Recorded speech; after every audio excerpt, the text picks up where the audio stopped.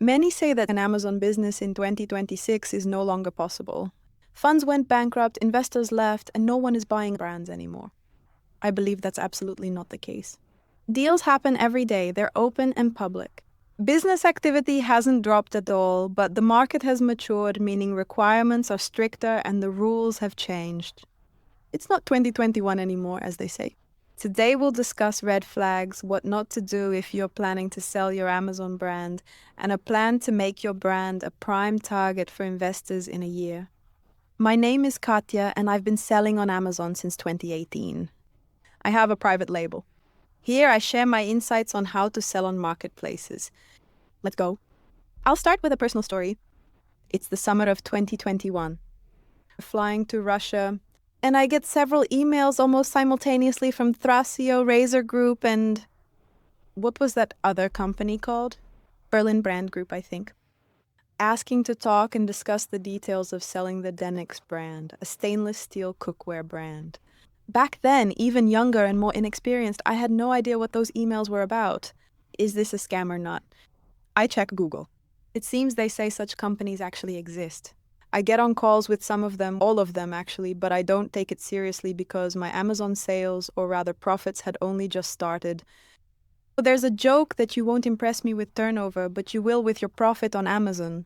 So yeah, all those 7-figure brands don't impress me at all. I am not excited about that. I'm impressed when people have a real good margin on Amazon because Amazon is a very competitive place. So I was just starting to succeed. We just figured out where the profit was. So I get on the calls. We talk about some multipliers. I'm thinking, well, yeah, it's some money, but this is my life's work. And in the end, I don't continue the conversation. Anyway, then in Cyprus, I met this guy named Anton. He's a close friend of mine now. And he says, look, they all started writing to me back in 2020. Basically, everything's golden. He sold his brand beautifully. He talked about it on YouTube. His family bought a house in Cyprus. Today, I'll tell you how you can sell your brand even in 2026 when no one is throwing money around. But after a good audit, you can still get that money. Why is there such a buzz about buying brands in the US, for example, or in Europe, but no such buzz at all in the CIS markets, right? None of us hear about successful deals in the CIS markets of this kind. Basically, these schemes make it hard to evaluate how good your brand really is versus how much you've just optimized your taxes. So that's the first reason. In the American market, a brand is truly a brand. It's at least, yes, a registered trademark, that's clear. Secondly, it's a certain loyal audience for the brand. Basically, there's a lot of work involved in building a product.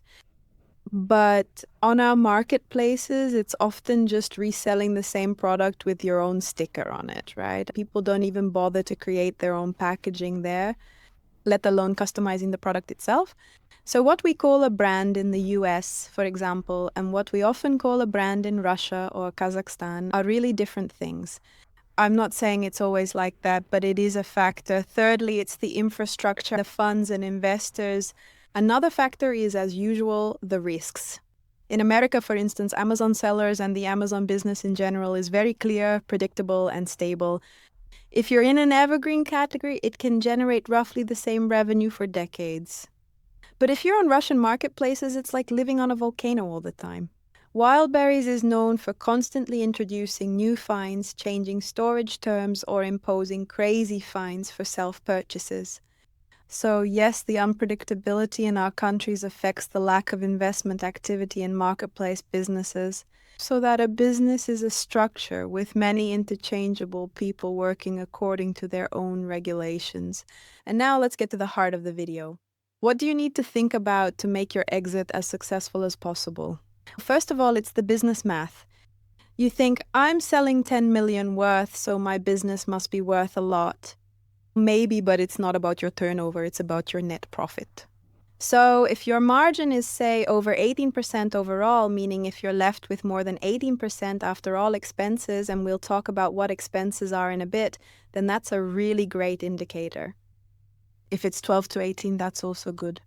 10 to 12 is also basically fine. Less than 10%, work on optimizing your expenses. And here's a subtle point about expenses. If you, for example, flew to the Canton Fair and spent $5,000, or if you tried testing new products and it failed, costing you, say, $20,000 plus other one-time expenses you don't plan on repeating, I don't know, buying an expensive laptop and charging it to the company, then in the final exit math, you can add these expenses back to the profit. Those $20,000 for the failed test, the $5,000 for the Canton Fair.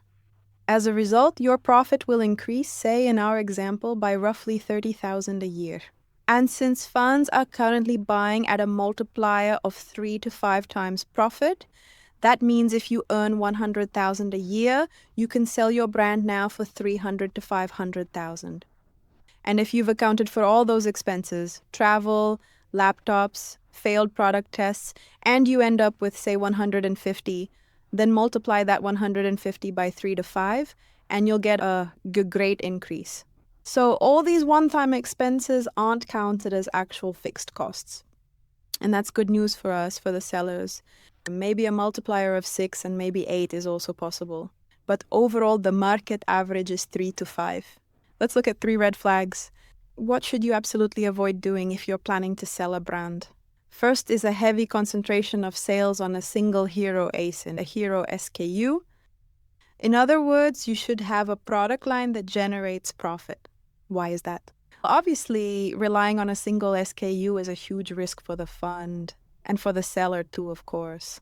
So if something happens to that SKU, if it gets banned by Amazon or if the supplier acts up, really anything at all, if that SKU suddenly starts getting bad reviews, then the fund won't be interested, right? The whole brand will be ruined because it was all built on one SKU.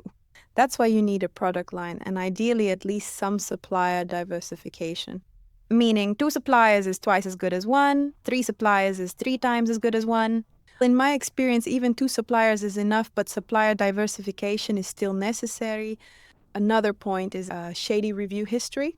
In 2021 to 2023, around then, during those years, people really overused bots and fake purchases using various questionable schemes to get those reviews.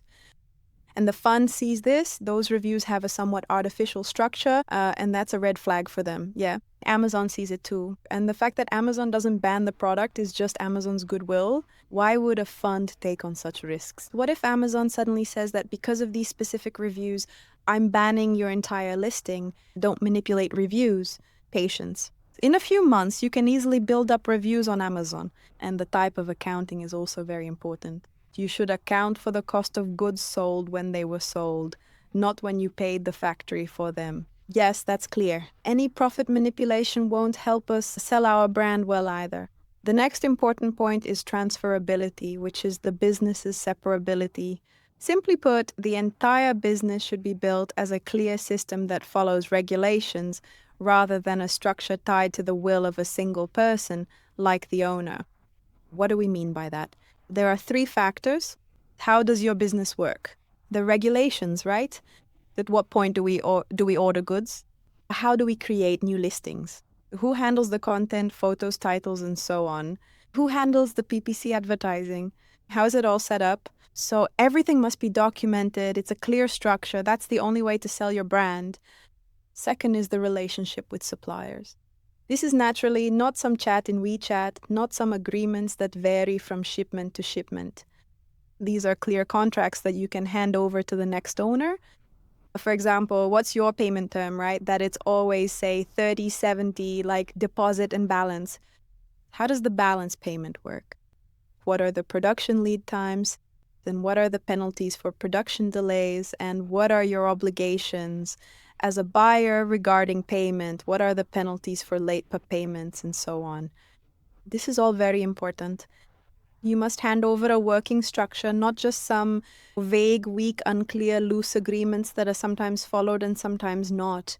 Of course, there's the trademark. The trademark must be registered in the USA under a separate LLC, without some mix of different brands under one legal entity.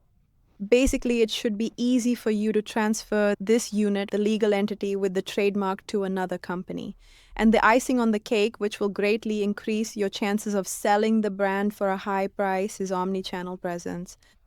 If you have a strongly built brand generating sales on Shopify or any other third-party platforms besides Amazon, if you have a large and active, not some dead, copied from somewhere email list, a loyal audience on social media, all of this, these are big cherries on top because all investors understand that Amazon is Amazon. You need to protect yourself from it, right? And how well are you protected? There's this word, the moat, right? A ditch. Basically, it's some defensive strategy that allows you to mitigate risks, right? To spread these risks so that even if it's not Amazon, I have other channels. Basically, think about a defensive strategy right away. This, I don't know, it can add a lot of money to your sale price. And these are exactly the cases where the multiplier won't be 3, but 8, or God willing, 10. I wish you, if you want to sell your brand, to sell it great, happily, and most importantly, for a high price. Great sales both on marketplaces and of your brand to everyone who wants it. Bye.